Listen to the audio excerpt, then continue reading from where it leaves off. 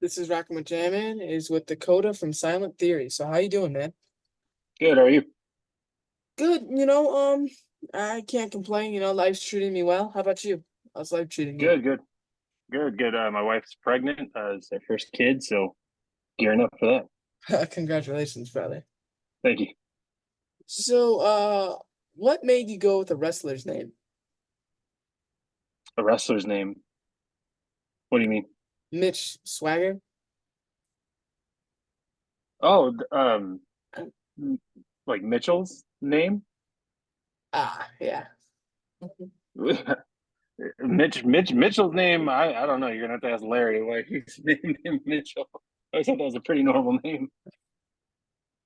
So the new track is Emptiness in You, right? Yeah. Mhm. So, tell me all about this track. Yeah. It was probably in our second studio session for writing for the album that I wrote this one. I didn't really know what I was going to do with the melody of the song, so I ended up actually having a friend of mine named Ben help me out, kind of work a few things out with me on that song. That song is probably going to be the first one on the album, so it'll be track number one. I really like that song. It's pretty on the nose. It's very just finding out somebody who's not really what they say they are, finding out later on in life that they're kind of different as opposed to what they said they were in the beginning, and then seeing that emptiness in them. But yeah, no, that's one of my favorite songs of the batch that we did when we first came away from it. So, the plan is to keep out pumping out singles until it comes out in September. That's right. Yeah, we'll do one single probably every 6 weeks until the album comes out. Your videos on YouTube alone have 120 million views. Is that right?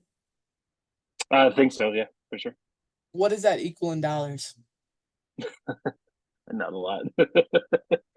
No, I don't know the math on that. If it was, I don't know.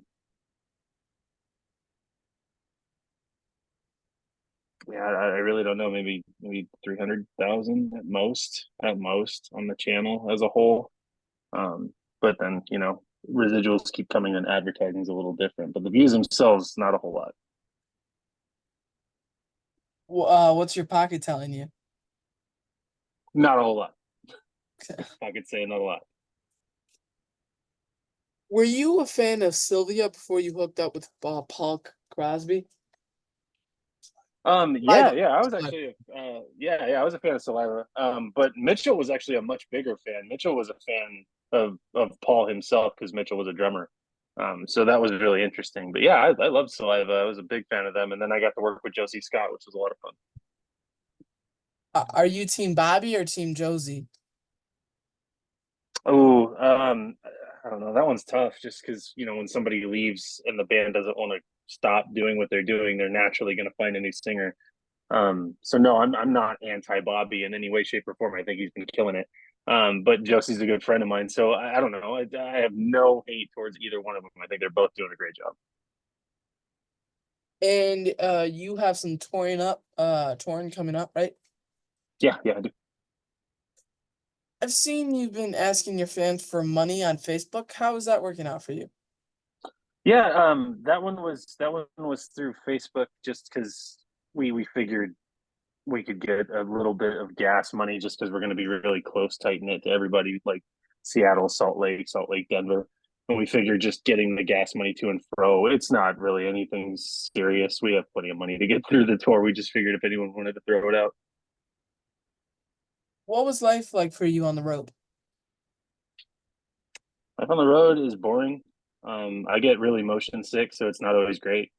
So I'm sometimes taking a lot of Dramamine. I sleep a lot of the time on tour. I'm getting up around like noonish, but that means we're not getting on the bus until probably noon or midnight or 1 a.m.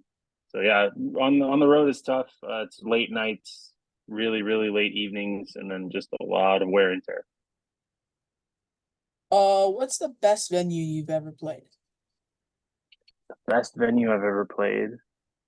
That's a good one. The I don't know. One of my favorite venues ever was the Machine Shop in Flint, Michigan, just because I love the storiedness of the Machine Shop. But in Joliet, Illinois, there's a place called The Forge that I really, really enjoyed.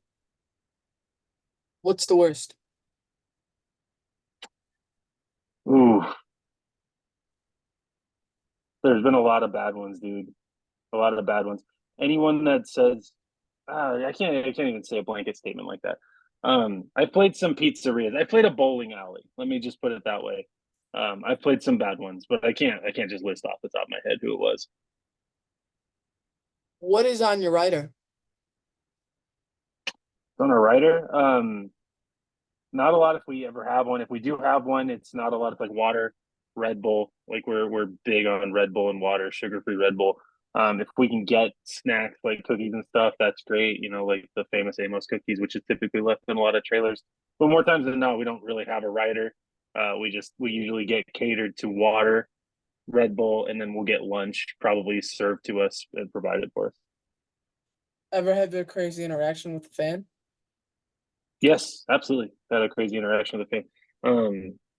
I had a fan hop up on stage, and he had probably, I want to say, like 3 feet length of dreads, and they hadn't been washed in a hot minute.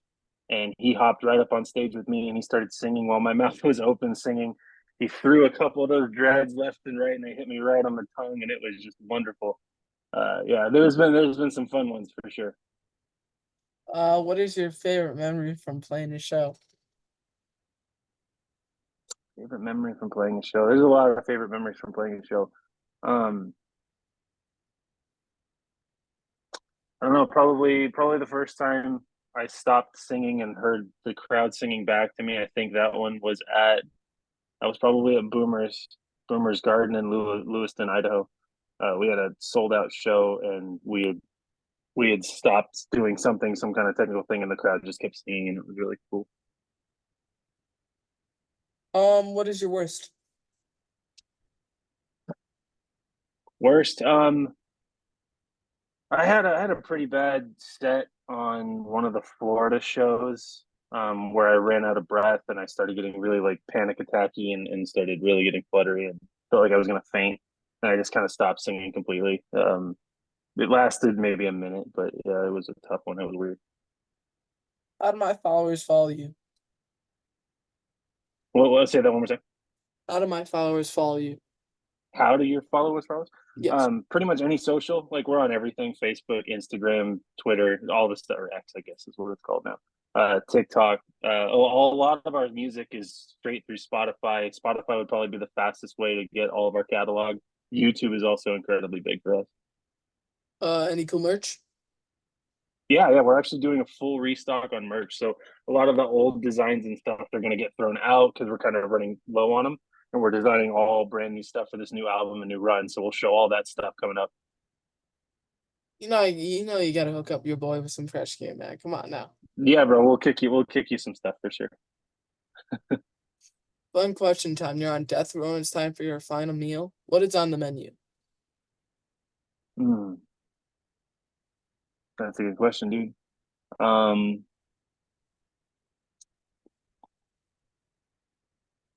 I don't know, man. I'll probably go surf and turf. I would do steak and lobster. That would probably be on mine for sure. Can't go wrong. What is your definition of success?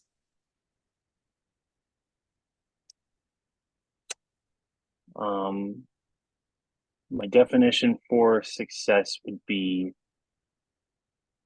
making a living at what you're doing and being happy doing it would be successful. Now, do you feel like you have reached that definition in your career, or you're close to it? Well, close enough. I'm happy doing it. I haven't quite started to make the living yet, but I think that'll come up. You could have any superpower. What would you choose? Hmm.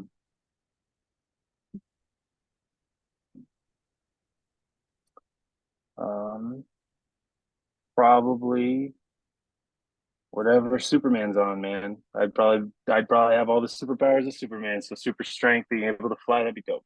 Probably super strength or being able to fly, one of the two. Flip a coin. Let's say you can choose any song ever written by any band, and you can change that song to where you're the one who wrote it. What song would it be and why? Ooh, I've said this a few times when I've heard a song on the radio, and I'm like, man, I wish I wrote that. The first one that comes to mind, uh,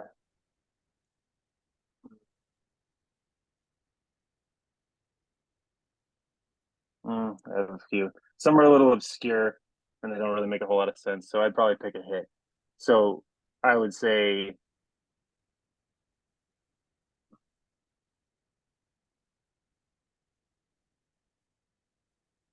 "Hurt" by Nine Inch Nails. I wish I had written that song. That would have been cool. Tell me the writing process of the new album. It's the same as it was for all the previous albums. The guys typically write the music. They send me a piece of the music, and then I start writing to it. Or I either have lyrics that I've already written that I can apply to it. And in this circumstance, we had a lot of music and stuff written before we went in, so we did a lot of the pre-production ourselves. So what we do is we sit down, I give them the lyrics, I kind of sing it for them, and then we start picking it apart as the part, as opposed to like just me coming in with what I have. We sit down and we work it out together.